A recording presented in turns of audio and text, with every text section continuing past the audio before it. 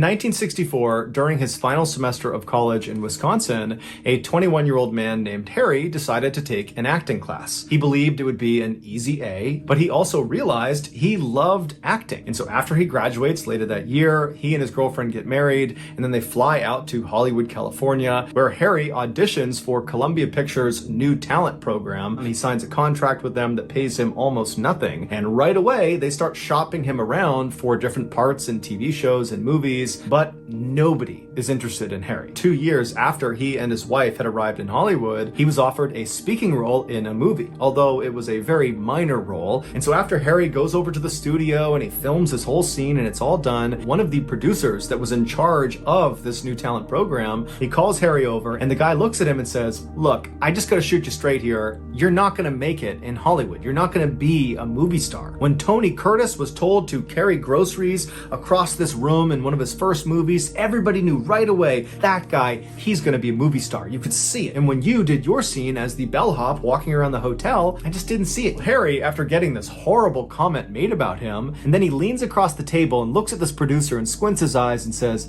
"You know, if Tony was such a good actor, shouldn't we have believed he was just a grocery delivery boy, not a movie star?" The producer fired Harry on the spot. Harry would go on to sign a similar New Talent program deal with Universal Studios, but again, he could not get a real part to save his life. By the mid-1970s, Harry was in his mid-30s, and while he still aspired to be an actor and wanted to be an actor, he was going to become a carpenter. That was going to be his full-time job. And before long, Harry was dubbed the Carpenter to the Stars. In 1976, Harry was a full-fledged carpenter and had been for about a year when one of his very close friends named Fred Roos, who was a casting director and film producer, gave him a call and told him he had a very unique opportunity for him. This is like, put yourself in a good position and maybe somebody will discover you're as talented as you really are. And so after Fred stopped explaining this situation, Harry was actually kind of annoyed. He was being asked to go read lines but not even try out. So how was this even an opportunity? And so Harry goes to this audition, he's handed the script, and he's reminded repeatedly to not attempt to audition. And he's trying to do what they told him to do, but the way he was actually feeling and his actual personality